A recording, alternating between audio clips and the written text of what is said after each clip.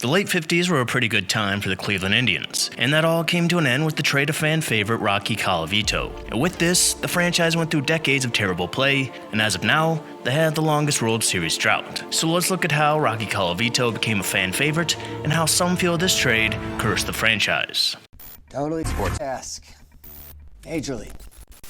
Rocky Colavito grew up in the Bronx and naturally became a devoted fan of the Yankees, and especially of Joe DiMaggio, just like every kid in the Bronx did. He dropped out of school at the age of 16 to play semi-pro ball, hoping it would lead to his dream of making the majors. And though MLB rules call for players to wait to sign until their high school class graduates, a special appeal allowed him to sign a year early. His favorite team in the New York Yankees did not show any interest in him, but the Cleveland Indians liked his arm and signed him at the age of 17 on the first day of 1951. Colavito would make it to the AAA Indianapolis Indians in 1954 and hit 38 home runs, driving in 116 with a .924 OPS in the same year that the Indians won the AL pennant. Colavito would make his debut at the end of 1955, and 1956 would be his first full season in the majors. He hit 21 home runs, driving in 65 with a .276 average and a .903 OPS, good enough to finish second in Rookie of the Year voting behind Luis Aparicio. And looking at the stats, I feel that Colavito was clearly robbed. And after a stellar 1957, Colavito would become the regular right fielder and a fan favorite, especially amongst the young ones. In 143 games, he hit 41 home runs while hitting over 300 for the only time in his career, and leading the league in slugging percentage, and finishing top 3 in the league in OPS at 1.024, behind only Mickey Mantle and Ted Williams. And third would be where he finished in MVP voting. And once again, you can make an argument that he deserved to take the award home.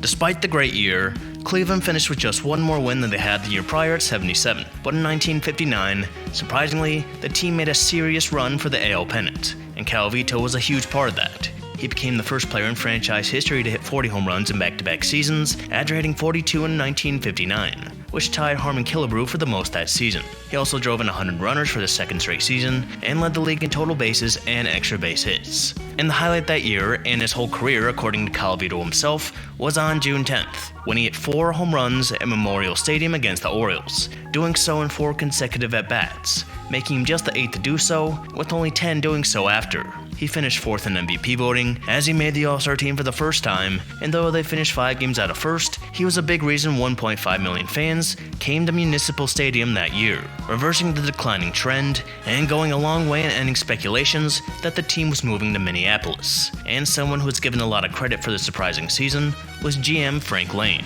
hearing the nicknames of Frantic Frank and Trader Lane because he loved to trade his players, with many of those pieces helping the team in 1959.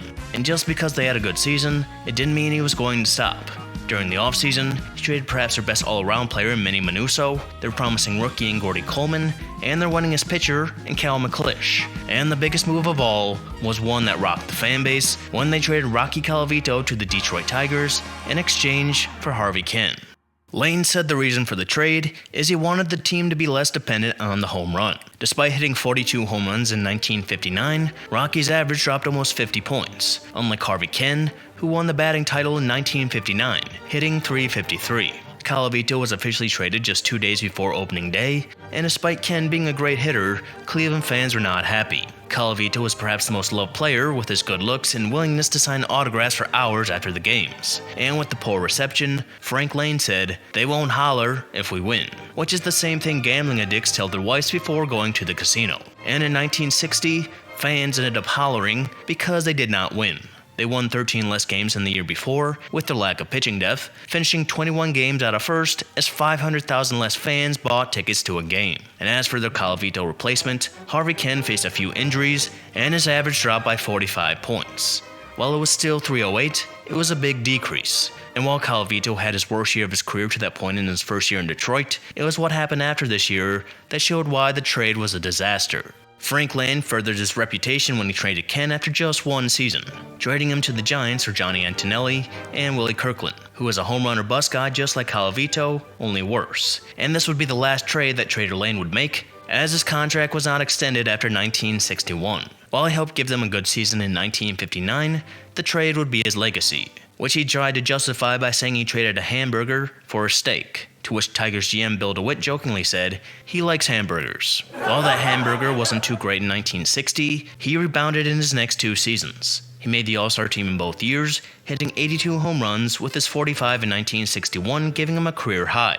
He hit .281 with a .933 OPS over those 2 seasons, while compiling a 13.3 WAR, and receiving MVP votes in both seasons. The Tigers won 186 games in just 2 seasons, but even their 101-win season in 1961 couldn't put them past the Yankees. Colavito would play 1 more season for the Tigers, then was traded to the Kansas City Athletics. And from 1960 to 1964, Colavito compiled a 21.4 WAR, and during the time, Keunn and the 2 players he was eventually traded for compiled a 4.1 WAR. So that alone shows how bad this trade was. Using the difference in WAR, that would have been an additional 17 wins for Cleveland, which wouldn't make much of a difference as they were nowhere close to first in this time. But it goes past the stats when trading away a fan favorite. Less people have a reason to show up, which in no way helps the team. And despite playing well in Detroit, Colavito did not get the fan favorite treatment there, often clashing with writers. So Rocky staying in Cleveland would have been better for everyone. And though the trade was bad, the entire saga somehow got worse after 1964. Gabe Paul became GM after Frank Lane and didn't accept every trade offer, but attendance continued to drop every year, making investors unhappy, with threats to move the team to possible cities like Oakland, Dallas, or Seattle. So with this, Paul felt that bringing back Colavito would go a long way. So on a 3-way deal, he got Colavito from Kansas City, while Cleveland sent Tommy Agee and Tommy John to Chicago. At first it paid off when Colavito had a great year, hitting .287 while leading the league in RBIs and walks to make the All-Star team as attendance was the highest it was in 5 years. And excitement came to Cleveland to start 1966, but it did not last as Colavito's average dropped 49 points as he only hit 13 home runs, causing attendance to fall. Colavito would be traded to the White Sox halfway through 1967, and similar to the first trade, the players that Cleveland traded away ended up providing real value. John Romano was a decent player, but Agee and Tommy John were more than that. Agee would win Rookie of the Year in 1966, stealing 44 bases and hitting 22 home runs before he was traded to the Mets in 1966. And as for Tommy John, he would become an all-star pitcher for the White Sox, having an ERA under 3 from 1966 to 68. And as found by William Shkurty, these 3 players would generate a WAR of 92 over these 25 years away from Cleveland, while Colavito generated just 5.5 in his return to Cleveland. Obviously, it helps that Tommy John had a 26-season career with aid of receiving the himself surgery, but if we just go by what those 3 players did from 1965 to 69, then they generated a 37.6 WAR, a difference of 32.1. Within the 2 trades 5 years apart, there was a 33.2 difference in WAR for the years Colavito was gone or on the team, and for entire careers, there was a difference of 103.5. And in addition, Cleveland lost a tremendous amount in ticket sales and ended their glory years in the 1940s and 50s. And considering things wouldn't get better for decades after the trade, it's easy to see why people believe this trade cursed the franchise. The curse of Rocky Colavito obviously originates from what we've already discussed, but it gained popularity when Terry Pluto released the 1994 book, The Curse of Rocky Colavito, a loving look at a 30-year slump. In it, he looks at the many misfortunes that came to Cleveland after the trade, including the trade to get Rocky back, the many injuries and other poor trades, and other tragic events, which explains how after finishing 5 games out of first in 1959, for the next 34 years, aside from the shortened 1981 season, they finished at least 11 games out of first every year. And a piece of evidence for the existence of the curse is that when Rocky was traded just 2 days before opening day, the Indians were playing the White Sox in an exhibition game at Russword Park in Memphis, and 4 hours after the game, after Colavito found out he had been traded, the 64-year-old park would be destroyed in a fire. Maybe a subtle message to Frank Lane, and a subtle message to not construct a ballpark out of mainly wood. And another well-known theory for the decades of failure that came before the trade and the publication of the book was in 1958. Then manager Bobby Bragan walked to the pitcher's mound at Municipal Stadium and supposedly placed a curse on the team, saying they would never win another pennant, though he denies this ever happened. Either way, they did end their decades of uncompetitiveness when they won the AL pennant in 1995, their first in 47 years. But they ended up losing the World Series to the Braves, not entirely disappointing considering they got there. But 1997 was another story. They went up against the Marlins, who were in just their 5th year of existence, and in Game 7, Jose Mesa could not close things out in the 9th. Then in the 11th, after Tony Fernandez made a key error, Edgar Renteria would hit a liner just out of reach of Charles Nagy to win the series in 7, prolonging the drought and the curse in a series that Cleveland probably deserved to win.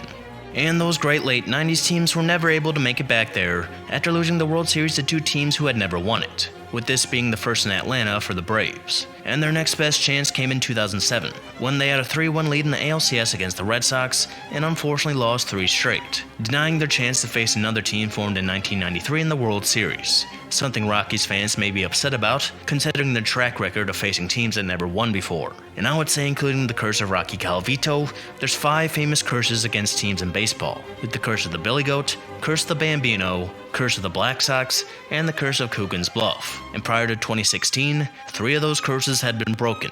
And in 2016, the 2 curses were going to be put to the test when the Cubs and Indians were set to face in the World Series to see which curse was stronger at the time. And it looked like the team with the second longest drought was going to have the 30th longest drought when they took a 3-1 lead. But then, they lost the next 2, setting up for the final curse showdown. And it looked like the Cubs are cruising to their first World Series in 108 years, but then Rajai Davis set everything in Cleveland on fire except the Cuyahoga River by hitting a game-tying 2-run home run.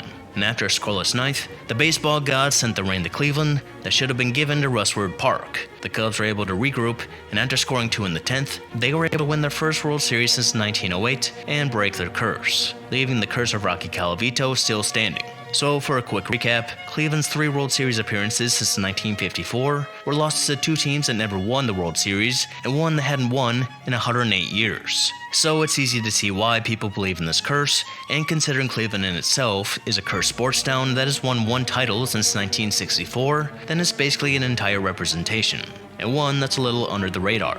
It's most similar to the curse of the Bambino in that a trade gave birth to a curse that would be popularized by a book. Although Babe Ruth is a bigger name than Rocky Colavito, just barely. Which means Cleveland is just 10 years away from a championship if things turn out the same.